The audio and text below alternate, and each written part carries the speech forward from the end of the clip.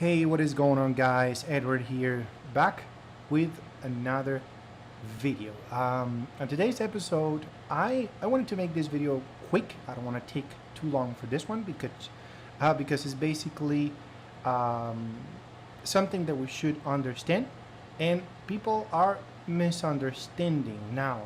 People who are actually seeing the new ways, this concept of that has been like very um, trending right now. It's all over Instagram, it's all over YouTube, it's all over the place right now with this smart money concept, right? It is just a concept, like a retail trader, right? Right here, we can see we have two exact scenarios, okay? This is the same scenario. I just copy and paste right here. Basically, two different scenarios, two exact scenarios right here. I'm sorry. And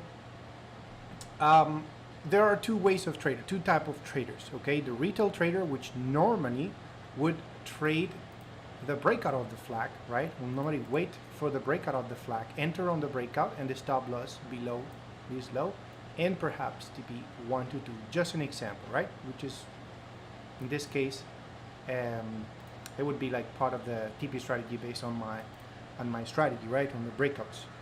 But anyways, forget in this case about the TP strategy. It's just that retail traders will look for a breakout of the strategy. This is how a retail trader would actually look to get into this flag. They will wait for the breakout, right, to jump in.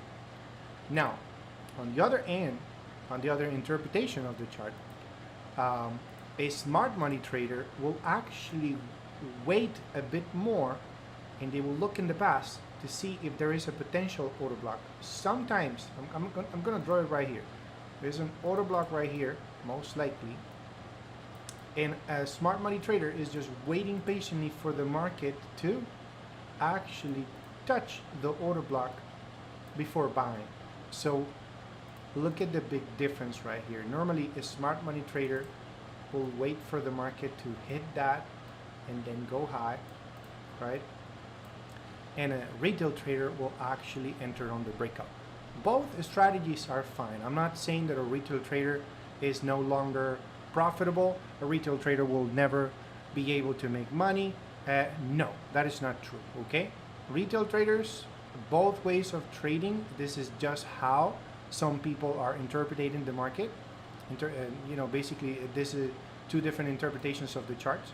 And this one, right? So you have retail traders and you have smart money traders. What's the difference, of course, right here? If, two traders, they're all risking the same. They're all, even though this stop loss looks a lot bigger, they're normally risking 2% per trade. That's what you should do. Even if you're doing a smart money trade, you should be risking maximum 2% per trade, okay? Don't think because this is huge right here, you should not, like you're gonna be risking half of your account here or 25% of your account. No, all right? A retail trader, a profitable retail trader will still risk only 2% and be looking for perhaps a 4% right here on return, okay? So 2% risk, 4% return, right? And now on a smart money trader, of course, you got a lot, a much more bigger risk to reward. That's why it is very attractive, because it gives you a much more profits, right? Instead of waiting for the breakout, you see, you pretty much, you wasted all this push right here, and you're entering, kind of late, right? It looks like it is a little late, but that's how retail traders will prefer to jump in. They will wait for the breakout of the flag. On the other end, the retail trader will wait for either some type of manipulation, because sometimes you may see maybe that, let's say this is not the best flag, maybe just this is a very choppy flag right here. Let's say this is something like this, maybe even like this, right? It is just something like that. So in understanding, okay, maybe this is definitely a flag right there, right? Now what a smart money trader is seeing is most likely this. This is what a smart money trading is seeing, perhaps. Right here, there was a sell opportunity. There is actually liquidity above these highs. So we're going to place this thing here as the liquidity.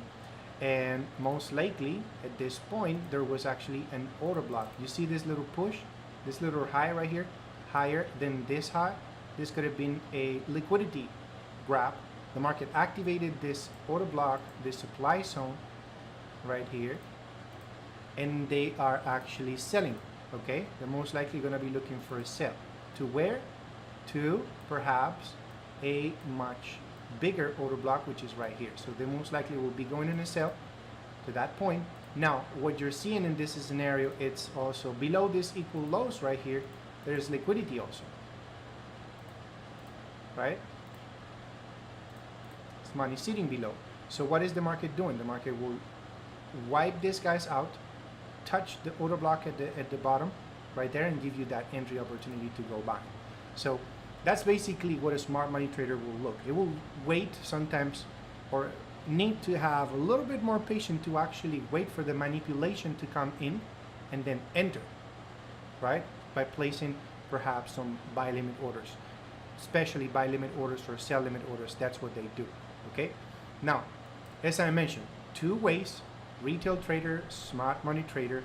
Is basically you have it's two type of interpretation of the charts. Okay, and just so you know, smart money trader or smart money concept, people are saying that, oh, this is how the banks trade. There's nothing, guys, that is actually confirmed. Okay, there's nothing out there. The banks are not just going out and saying, oh, this is how we trade. This is definitely how we trade. We do manipulate the market. They're not saying that. Okay, of course, this type of concept, after you start trading it, you will realize that, hey, there's definitely something out there. There's a very strong force that is causing this type of manipulation. It's either the market makers or, some people who has a lot of money, like Elon Musk, guys with a lot of money. So who are the guys with a lot of money? Banks, right? Big institutions. So these type of manipulations, they do happen, of course, but there's nothing, what I'm trying to say, there's nothing confirming that smart money concepts or this type of method, this type of interpretation, it is not how the banks trade. Okay, there's nothing saying out there or confirming that this is how they trade. This is just a concept. It's kind of like a myth, but it is nice to know that by trading this concept, the market will give you, definitely you can have really nice risk to reward ratios. Okay, for that I'm just gonna go and just give you some real life example here, just to make this video quick, as I mentioned, just a short explanation. So right here we're having a US 30. I'm on a 15-minute time frame, and just basically this, right? We're having a nice, like, price has been pushing up right here.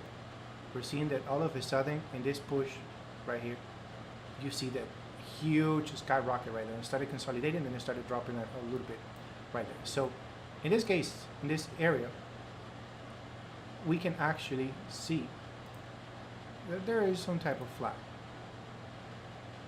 You can even do it this way. I normally draw my flags with a little space in between. Similar, like, for example, if I'm drawing a box, right, a zone like that, I know it's an area, right? If I'm drawing a support or resistance, I normally cover an entire zone. So anyways, right here, of course, the previous candle before the big push to the upside, that's definitely looking like a nice order block right there. So this is the scenario, right? We have a bullish flag. Normally a smart money trader will look for the entry. Hold on. Will look for the entry at the order block. They will wait for the order block to be hit, right? Retail traders, they will actually wait for the breakup. If they are spotting if they already draw that that channel, they will literally wait. So they want to see the first candle, the body of the candle closing above the channel, right? Above that flag, that's the entry. And the stop loss below here, right? TP in this case, let's say, just for this example, let's say 1 to 2, risk to reward.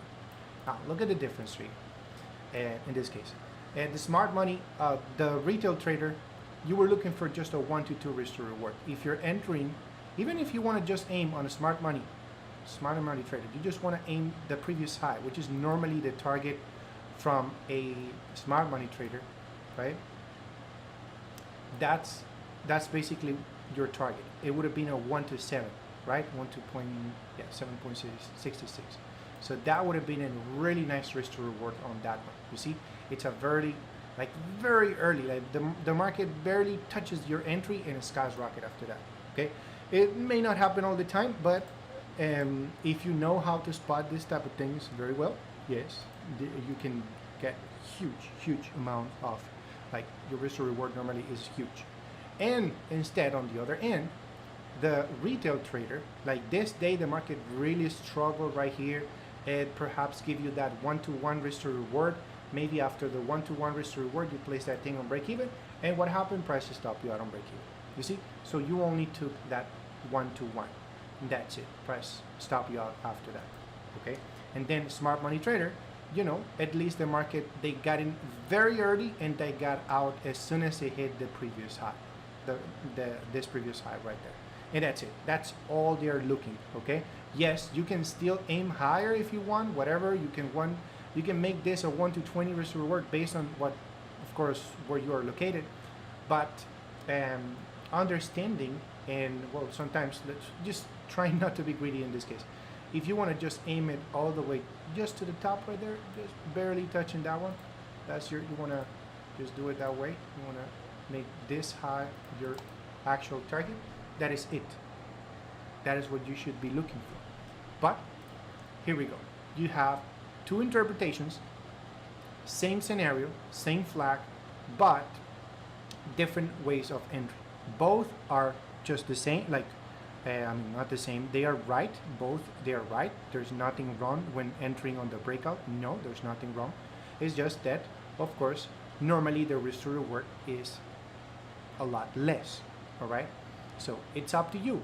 Whatever, whichever way you want to trade, you want to be a retail trader, you still want to trade the flags, you still want to trade as a retail trader, just simply, let's say, just breakout, retest, continuation, right? If you want to trade like that, there's nothing wrong to it at all, okay? Just understand that is just another concept. You decide if you want to be a retail trader, a smart money trader. You are the one deciding, okay? And that is basically it for this video, guys. I just wanted to give you this short explanation.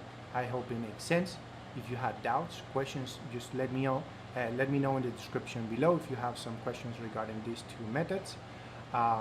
If you are interested in learning these two methods, I am offering a course, right? I'm offering a bundle right now, which comes with my course, mentorship, and a VIP signal group for life, okay? It's a one-time payment, and you are part of the team forever. There's a 20% discount right now on my website. Go teamprofitsenglish.com, and you find out the information in there. That would be pretty much for today, guys. Give it a big thumbs up. It motivates me to keep posting videos for you. I know you like this type of content, and if you're new on the channel, please subscribe, and I'll see you in the next one. Take it easy, guys.